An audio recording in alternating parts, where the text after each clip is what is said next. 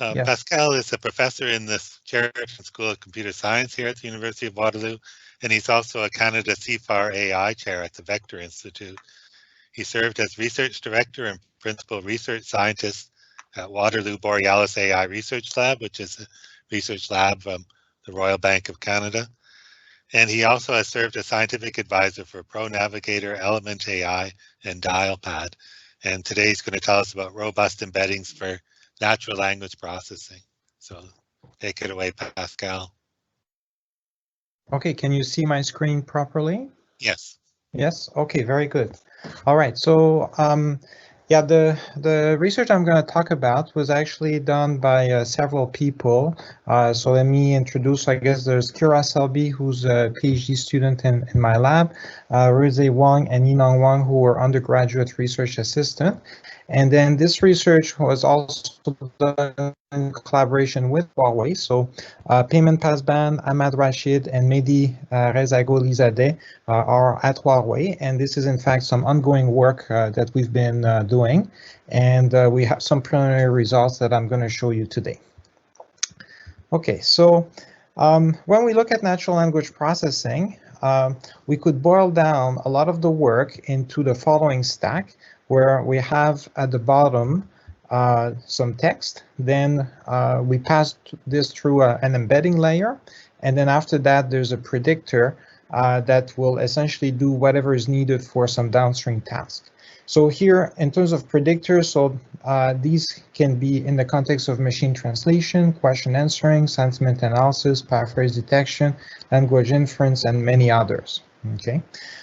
So here we're going to be general, and then in fact it doesn't matter really what the task is. Pretty much all the work in NLP starts again by just passing the text through an embedding layer, and it's interesting because historically a lot of the advances were with respect to the tasks themselves, but recently it's been at the embedding stage.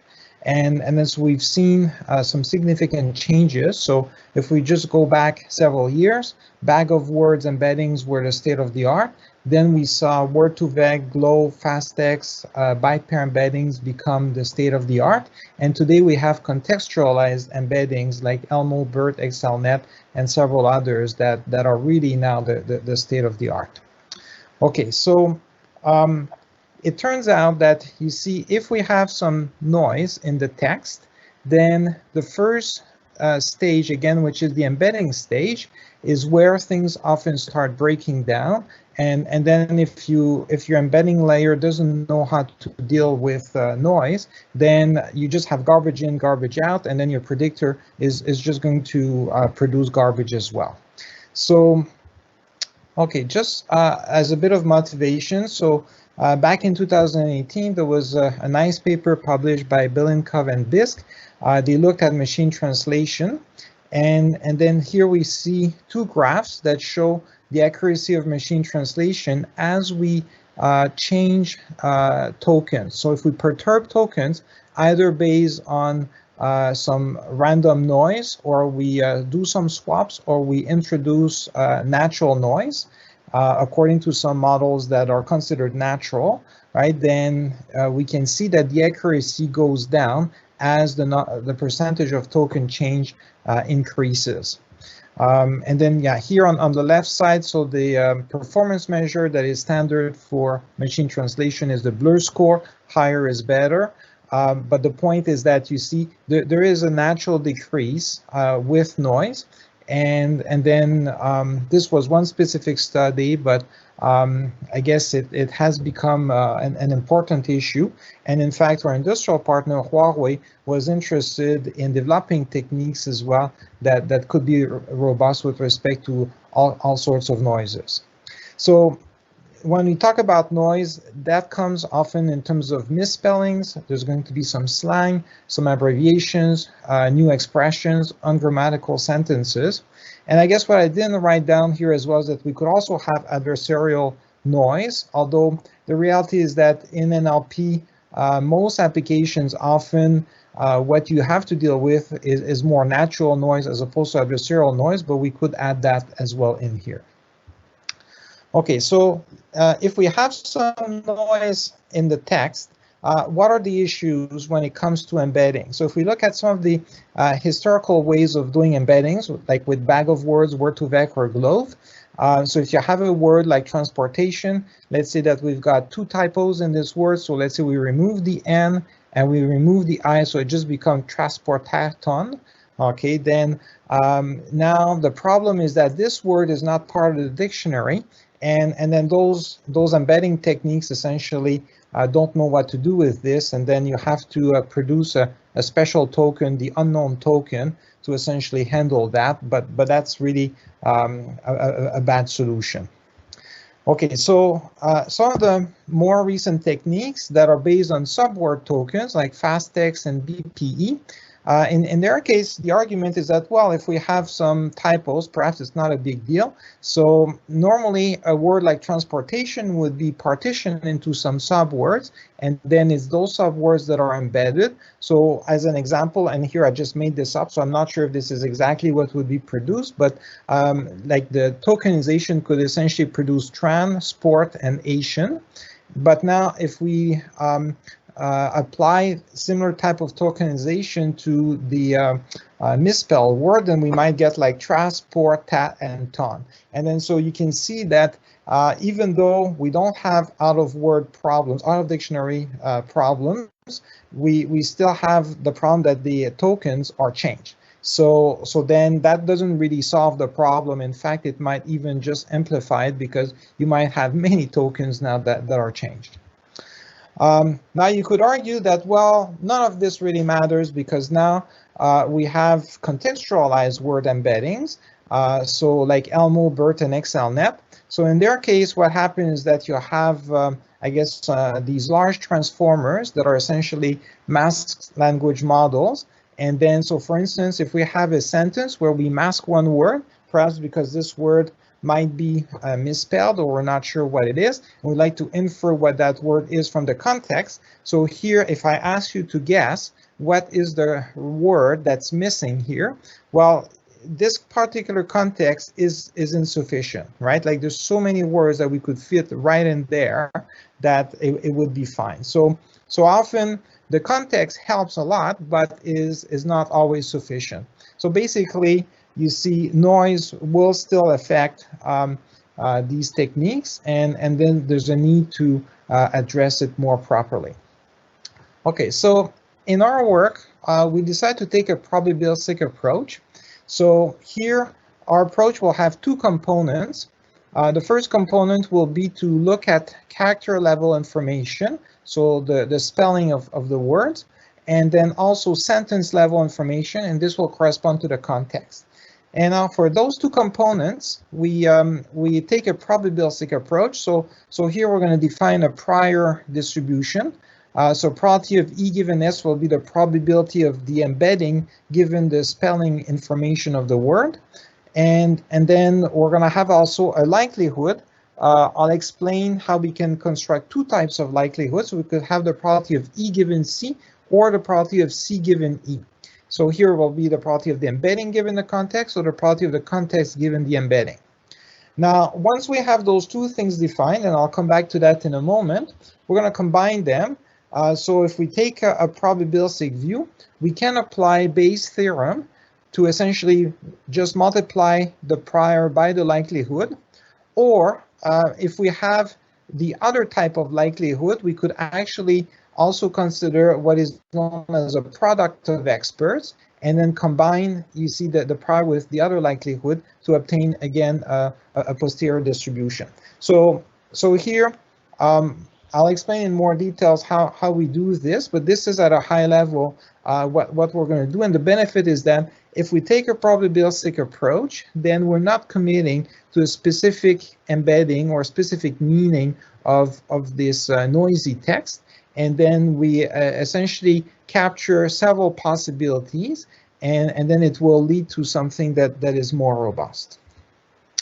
Okay, so for the prior distribution, what we did is something very simple. We can leverage Levenshtein's distance to compute essentially the number of edits between a string that has some misspellings and then a word that is part of the dictionary. So those edits here could be the number of character addition and deletions. And here, this number tells us how far we are from certain words in the dictionary. And presumably, the closer we are to some words, then the more likely it is the case that this string was meant to correspond to that word.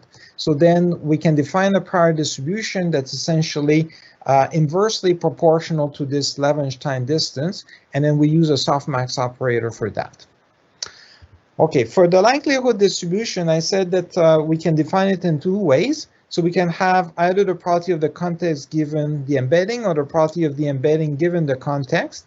So here we can leverage, in fact, some of the existing approaches for obtaining embeddings based on context. So if we take the skipgram approach, then the idea is that you have a sequence, there's a word here, and then you can use the embedding of that word to predict the surrounding words, so to predict the context.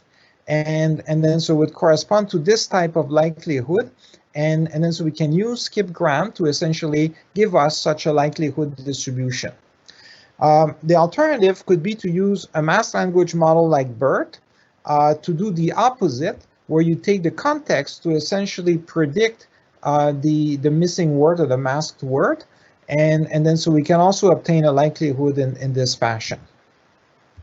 Okay, so then we can combine this together. So our normal stack for NLP techniques looks like this again. So we've got the text at the bottom, the embedding, and then after that there's a predictor that's usually a classifier.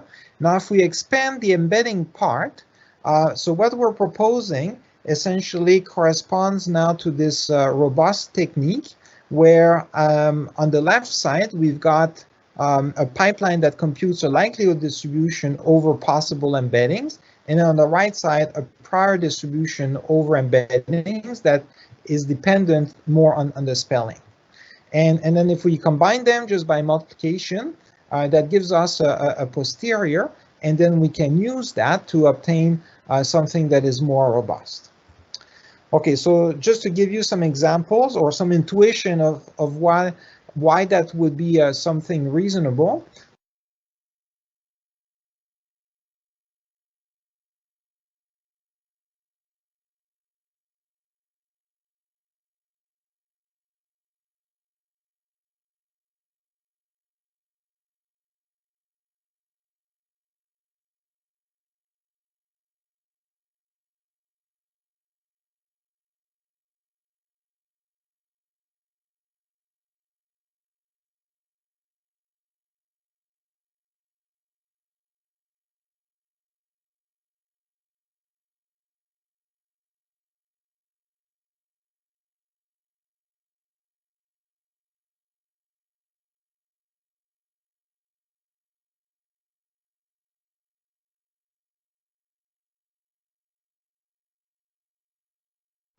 It's sort of like taking the intersection almost. So you'll notice that runs is part of both lists, and therefore this word will have a high probability.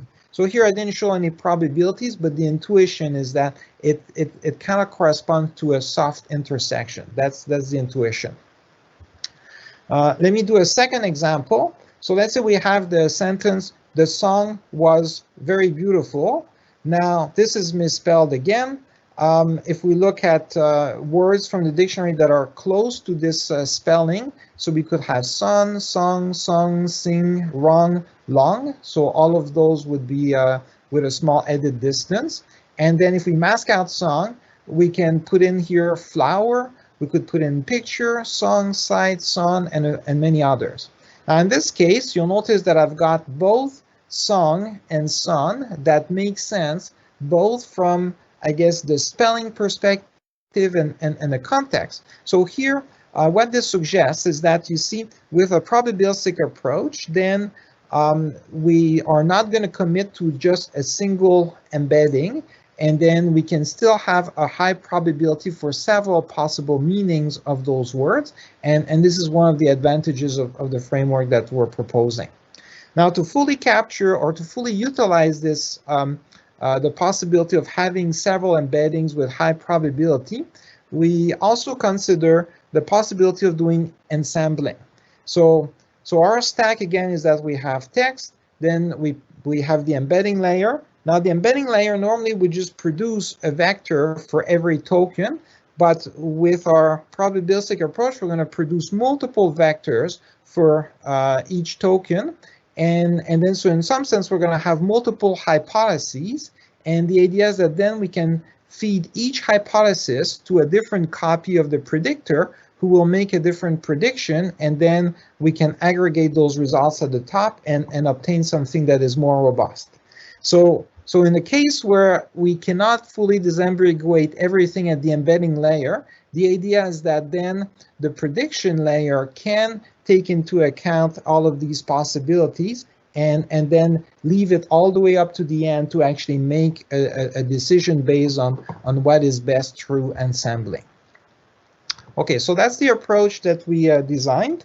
And then we tested this on some NLP tasks. So there is a benchmark known as GLUE, which stands for General Language Understanding Evaluation, and includes several corpora.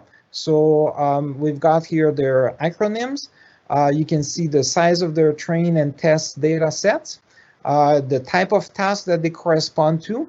So we have tasks like sentiment analysis, paraphrase detection, also question answering, and then natural language inference. And then you can see as well what type of domain they correspond to. Okay, so GLUE is a common benchmark, and then so we evaluated our new embedding technique with respect to those tasks. Okay, so again in the stack for NLP, after the embedding, we need to have a classifier or predictor. So here, as a first experiment, we use a bidirectional LSTM classifier known as HBMP.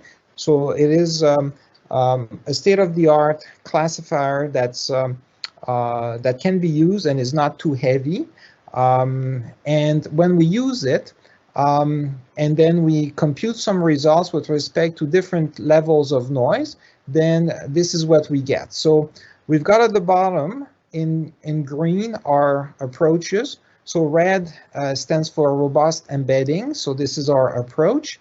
And then with ensembling, so we tested both. What if we use the ensembling that I mentioned, and what if we simply take the most likely hypothesis from the posterior distribution and do not do any ensembling? So we can see the difference between the two. Okay, so generally speaking, we obtain better results with ensembling, which confirms the fact that it is useful to have a distribution. And then we've got here some other techniques that are also trying to come up with different ways of robustifying the embedding layer. And then so generally speaking, we are able to improve slightly the results. Okay, so here we did these experiments with respect to two settings. So the first setting is when we do noisy training. So that means we've got data that is noisy, we train with that, and then we also test with more data that is noisy. Okay, so in some situations, and ideally, if really you want to be robust to noise, then you want to train and test with respect to noisy data. Now, in other scenarios, you might not have this luxury because perhaps you have some data set that is clean, so you're going to train with respect to clean data, but then when you deploy, maybe you have customers or you have a social media site or something where the type of text that is produced there has some noise that is different than the data that you're using for training, and then so this is more difficult. Okay, so this is the more difficult setting, and then we can see that in general, I mean, in both settings, we tend to obtain good results. Okay, Now, we also tested this with respect to a state-of-the-art classifier that's based on transformers. So this table here was with the HBMP classifier, which is a bidirectional LSTM. So the advantage is that this is not too heavy. Everyone can work with that. And then we can retrain it with respect to whatever is the downstream task. Whereas Roberta is a classifier that is based on BERT. So it's a large transformer. It's typically pre-trained. And then at best, what you typically do is just fine-tuning. So the benefit is that you'll notice that the results are much better. Okay, so obviously the classifier at the end matters a lot. That's not our contribution, right? So our contribution is just to see now if we try to robustify this with respect to noise, what happens. But obviously, using a BERT-based classifier will give you better results. On the downside, the problem is that you typically cannot retrain it. You can at best fine-tune it. And then not every technique for robustifying the embeddings works with this because the embedding layer is under the classifier. So if you change the embeddings, not every technique will produce embeddings that can be accepted after that by a pre-trained model like BERT. So then here we don't have as many comparisons because a lot of the techniques for robustifying are essentially producing new embeddings and then would require retraining BERT, which is not possible. But our technique does not require that. And then so it can be applied here too. And then so we do improve the results slightly with respect to the state of the art. Okay, so let me conclude. So basically, I described a probabilistic approach for robust embeddings. Now, what else can we do beyond that? So this idea of using probabilities, in fact, there's a lot more scope to expand. And in fact, Kira, who's doing her PhD on this work, it will be looking at distributional embedding. So beyond just capturing noise in text, we'd like to capture multiple senses. And then there's a lot of interesting work where it would be interesting to have multimodal distributions with respect to the embeddings. So there's a lot to be done there. And I do believe that there will be significant improvements in the future based on this type of work. Now, with some other people in my group, I'm also looking at order embeddings where we can capture notions of entailment, subsumption, hyper, and hyponymy. So there's a lot to be done still in terms of improving embeddings. So I mean, the community has shown that embeddings matter, in fact, sometimes even more than the predictors afterwards. Because we can improve across the board on pretty much every task when we have better embeddings. But I feel like we are still scratching just the surface because the embeddings, in fact, don't capture a lot of the semantics or information that should be captured, generally speaking. And then so these are some of the directions that we're exploring. Okay, so let me stop here and I'll take some questions. Okay, thanks, Pascal. So a question I have is, in Vision, the adversarial work has shown that if you do small modifications to an image, you can turn a stop sign into a speed up sign in some sense. So it's actually very dangerous. You know, it's really open to abuse. Is there similar things in language, or it doesn't seem as serious of a problem? But maybe I'm mistaken. So what do you think? Well, so it is in some sense even more serious, and then in some other sense less serious. So let me explain. Right. So what happens is that with images, you can change the pixel values in a way that it's not visible to the human eye, and then it's kind of surprising when you see that the machine is sensible to that and then just produces something completely different, right? Now, in text, the thing is you cannot just change a pixel value without humans notifying it. So here, if you change something in text, you're changing a character, right? So you're changing at least a character. That's our basis, and humans will notice that. Okay, so in that level, you see it's less surprising because humans notice the changes here. On the other hand, when you change a character, that's a big change. So here, that's what we're dealing with here, right? So like the noise that I'm talking about here starts with just character changes. You can have full words that are added or dropped and perturbed and so on. So we're typically dealing with even bigger changes than what you would do with images. But the difference again is that humans will see it and will be much more aware and less surprised than in the context of images. Great, thanks. And a second question then is from a different angle. So language changes all the time. New abbreviations. You know, if you're text messaging, your language is totally different. How does this get handled in the deep learning approach? Okay, yeah, that's a great question. So at the moment, the community has been essentially training on those very, very large corpora to obtain pre-trained models. And then the downside is that, okay, because the language changes, then those pre-trained models get out of date in a sense, or they don't capture some of these new trends or new expressions and so on. So here we need to move towards models that can adapt continuously as opposed to being pre-trained and fixed. And then so in fact a lot of people have noticed this in the context of GPT-3. So there have been studies showing that GPT-3 can capture information based on what it has learned. So for instance, there might be, a basketball player who belongs to a certain team, and GPT-3 captures that, but then this basketball player changes team, and then it starts making predictions and generating text as if it was still part of that previous team, right? So that's a concrete example where GPT-3 would need to be retrained essentially all the time. Right, and here it's, I mean, this is not even noise. We're just talking about facts that change over time. Right, so there's a need for that, and obviously at the moment the problem is that those pre-trained models are so large that only a few companies can afford to produce them, and then they produce them once in a while, right? So that's clearly not the way to go going forward. So we need to lighten those and make them more dynamic for sure.